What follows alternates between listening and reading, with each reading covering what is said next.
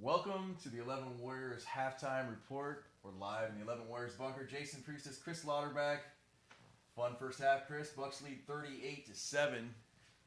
First time in OSU history. True freshman started at quarterback. True freshman started at running back, and those dudes put on a show. Yeah, they did. Obviously, Akron will cure what ails you, clearly. Normally, these games are snoozers, Ohio State fans, right? But today, I feel like it was a little bit of a therapy session there in the first half. So nice to see it, especially with, like you said, some freshmen. Really, a lot of young guys on both sides of the ball, but certainly McCord and Henderson doing work to help spring the 38-7 lead. Yeah, Kyle McCord getting to start at quarterback. C.J. Stroud listed as emergency quarterback this week with a shoulder issue. I don't know if we're going to run into any emergencies. No, not at 38-7 at the half. Akron jumped out to a 7-0 early lead. Heard some boos from the 90,000 in the crowd tonight. Not quite the 75 they had last year. Got some more fans this week. And they were booing it because, the first drive, they're getting first downs, and you're like, man, this Buckeye, how bad is this team, right? Right. Well, it happened after, Ohio State, too, goes, basically 3 straight incompletions after Henderson had 12 yards. Yeah. It's like, hey, why are you throwing the football 3 times in a row? One's a backward pass. Well, what are you doing? It was a screen that went that way. Run that really good running back for a little bit and give him some space to operate. What are you doing? Yeah, and then the touchdown drive happens after that. But interestingly, that was 55 yards of their 115 they had for the entire half. On that drive. We usually do these later, but let's read some mentions here from when Akron went up 7-0. Oh, yeah. These are amazing. These are amazing.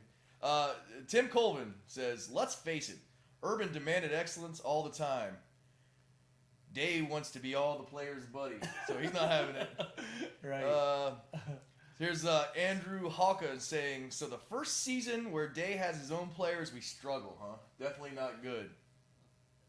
Some of the best players on this team are true freshmen, so I'm not sure how that holds water. The last couple Urban classes are kind of not duds, but they're the kind of the weak link right now. Look at those 2 million linebackers that are upperclassmen, and none of them can really carve out a legit role. We got some drama to talk about there in a second.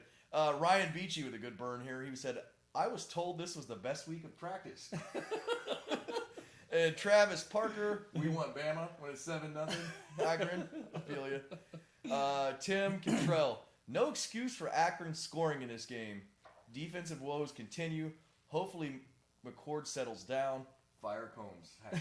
Hashtag Fire Combs. Yeah, I think that's not totally unreasonable there. But yeah, that start was a little rough. I think the good news was out of the gate you saw, and our Kyle Jones, our film guy, was talking about it. OSU ran some quarters, some cover 3, some slot blitz, some stuff that maybe they haven't done a ton of. So you can tell that with Barnes at the helm, they're installing new stuff, running different stuff, and maybe over the course of time they'll get better at running some of those things that maybe they haven't had a lot of practice in. I can't get too excited either way. I'd rather keep getting beat trying different stuff than just running the same stuff that we knew wasn't working, against Oregon, etc. I'm with you. We do have to keep in mind, obviously, it's Akron, but this is what you're supposed to do against bad teams is, stomp them out, and that's what you're seeing so far.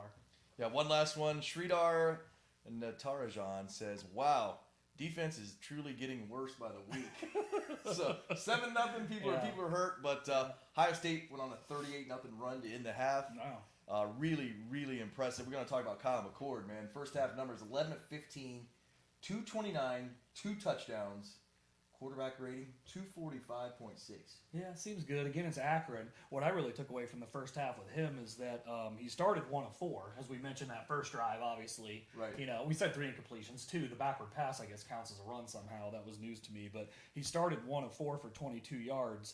After that, 10 of 11 for 207 yards. So kind of got his footing there toward the end. He did, yeah. And had some good 10 throws. of 11 to finish the half? Yeah, 10 of 11 to finish the half. And he had a couple there that turned into long gainers and weren't necessarily, the 57-yard basically screen, right? Wide receiver screen to Garrett Wilson. That wasn't necessarily great. What I really liked on the ensuing possession, though, was on 2nd and 1, he had to scramble, got some pressure, and he smartly threw it away. Yeah. He didn't take a sack. He threw it away. And on the very next play, 34-yard touchdown to Jackson Smith and Jigba. Wasn't necessarily a great throw, but if you remember, that was the one, Jackson made a nice adjustment to the ball, but the defender was not looking. That's why it was a good throw. It just wasn't the most accurate throw, but it still ended up being a touchdown. Yeah, another freshman we're going to talk about, Travion Henderson. 8 carries, 93 yards, 2 touchdowns, 11.6 a pop. I get Maurice Clarett vibes with that guy, man. Just really fast, incredible moves, really smart on the football field. Yeah. And, I don't know. I mean, it's hard not to get really excited about the guy, and then wonder what he can do this season. He's got to get more touches. Yeah.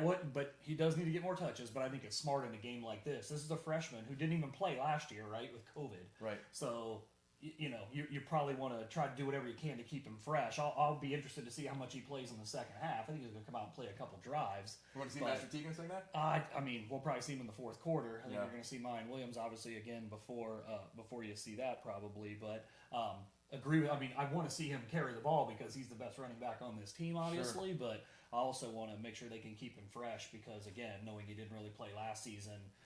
Kind of build up to something there. But man, you hit it with the Claret comparison. He's got some thunder and lightning. He will run over you if he has to, but he can just as easily run around you. His shakes are so smart. Yeah, and this line is obviously just open up. Some guys have jukes, but they don't know when to use them. Some guys don't have jukes. I mean, Ohio State has a guy like that that's third on the depth chart now. And then some guys have jukes and they know how to use them, and that's what I get with Travion Henderson. Just a joy to watch. Yeah, he's a stud. Yeah, you look at some other things out there. The defense, man. The first drive, okay, it was hot trash. No one liked that. But after that, man, 4 sacks in the first half. Yeah. 2 interceptions, a pick 6 by Ronnie Hickman. I mean, there's a lot to like towards the after they got going in that half. Yeah. Again, Akron. Keep that in mind. That's the fair. asterisk that we don't have to keep hitting. But Irons is he was running around. It's a good thing to have a mobile quarterback because their offensive line is trash. Defensive line obviously needed this, and this was a bunch of guys out, right? Yeah. No Tyreek, no JJB. Yeah. Definitely missing some guys in the no Teron Vincent, and missing some guys in the trenches. Tyreek had another good play after the big sack on third down last week that they desperately needed. Zach Harrison, after missing last week, was definitely a factor in the first half. Haskell Garrett, obviously, have to mention him. He was living in the backfield. For sure. What I liked about the first half was last week, I forget what the stat was, but when the smoke cleared on the Tulsa game, I think like 4 of the top 5 tacklers were defensive backs last week, right? Which is never a good thing. This week, 4 of the top 5 tacklers so far are defensive linemen or linebackers. So you're seeing that, you're not getting gashed and they're not throwing the ball all over the field. And like I said, really, if you take out the 55-yard touchdown drive, which is kind of a modest drive anyway, they've only given up 60 yards of offense other than that. Yeah, JTT got his first start as a Buckeye, too. Big occasion there. Yeah. What's your drink of the day? What are you having, dude? Drink of the day today, we're rocking a little Colonel E.H. Taylor single barrel. Can't hardly ever find this. I got this in Florida, actually, a couple years ago. I've got another, dozen in the holster, but this is... You got 12 more, no? I do. But I've captured them in different ways. This one I actually got on gosh. vacation a couple years ago for retail, which is $69.99, so that's pretty good. Nice. If you ever can find this, you need to grab it. You might run into a small batch at a Kroger if you're a truck chaser for like 43, but this is the good stuff. Good deal. I got Seventh Son, Humulus Nimbus. I'm a big Seventh Son guy. I like Harry their Potter assistant manager, Humulus Nimbus. I think that's it. Yeah, I'll get it right. Some drama on the sideline in the first half. Kayvon Pope, Buckeye linebacker, came out as a substitution for a play, was waved off by Taraja Mitchell. Didn't like it. Nope, didn't like it at all. Said, I'm done. Started walking towards the sideline, took off his shoulder pads and jersey, threw his gloves in the stands. And then CJ Barnett, who's like the ops people dude on the team, is talking to him in the locker room. Is basically where that left off. So don't quite see that a lot. Is that on Ryan Day at all? I mean, I don't think so. No? I mean, that's on the kid. Know how to act. I mean, what are we talking about here? I'm just thinking like, be a good when's teammate. the last time you saw that at Ohio State? Right. Again, Would be a Urban good teammate. run him? What's Day going to do here? Yeah, it's going to be interesting to see. He's going to deal with this game right now. That's distractions he doesn't need, even in a blowout. But that's just something you can't do. I really don't care what he was pissed about.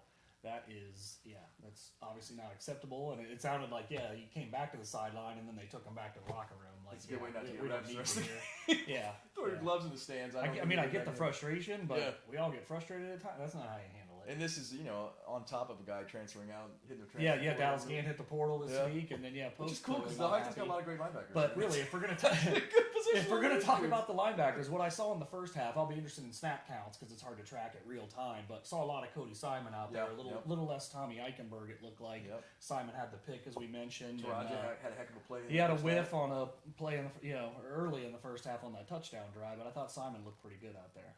Let's hit some other scores, man. Michigan, number 19, Michigan, 20-13 over their fierce rival Rutgers. That was a good game between two, longtime rivals, right? Tale of two halves, right? I mean, Michigan jumped out and looked like they were on the, probably in position to cover, right? I think the spread was 20, and Rutgers kind of, came back on them. Michigan couldn't move the ball. 3-and-out city. Notre Dame, number 12, Notre Dame, 41. Number 18, Wisconsin, 13 at Soldier Field. We talked about this on the radio show Wednesday. I was surprised the Badgers were favored by 6.5. Right. I was like, both these teams are kind of trash. I don't know how one's favored by a touchdown, but they trucked him, man, 41-13. Yeah, I don't know if Paul Chris is the dude. I mean, a couple of years ago I said, yeah, he's absolutely the guy for them, but right now I'm like, maybe he's not. They just love to have terrible quarterbacks. They do. They always have a terrible quarterback, puts too much pressure on the running game and defense, and they can't get it done. Yeah, I took Notre Dame in that one just because I didn't think there'd be that many points. I was surprised Notre Dame blew up like they did in the second half. Yep. Number 16, Arkansas at home beat number 7, Texas A&M 20-10. I really dig what the Hogs are doing. Yeah, and awesome. again, another thing we talked about on the radio show Wednesday on 97.1 is like, I want this dude to be good because he's like the guy after Bielema. Yeah, I want like, you can win here, he just can't. He sucks. Yeah, exactly. The guy Houston knows can. Yeah. Georgia absolutely rolled Vandy 62-0. Halftime or start of the third quarter in Oklahoma, West Virginia 10, number 4 Oklahoma 7. Oklahoma doesn't look good at all year. No, they definitely They're due for an L. Alabama's rolling over Southern Miss. Jamison Williams, Ohio State transfer, had a 100-yard kickoff return for a touchdown to start the game. Yeah. 81-yard touchdown reception later in the game. He bet on himself. He's going to make some money. Yeah, smart move for him for sure. He was not going to play a ton here when Olave was coming back, so good on him. How'd Clemson do today? Let's see. What did Clemson do? Oh, yeah. Gotta talk about Dabo. Yeah, in Raleigh, like a broken man. number 9 Clemson falls to North Carolina State, 21-27 in double overtime. Hate to see it. I saw one of our friends on Twitter had a really good tweet, though. He said, man, Dabo was right. He promised to quit once players started getting paid. Clemson's 2-2 right now. He sure should quit, so we'll give it to him. Hey, that's all for the halftime show. Thanks for joining us. Jason Priestess, Chris Lauderback, 11 Warriors. Catch us again at postgame. And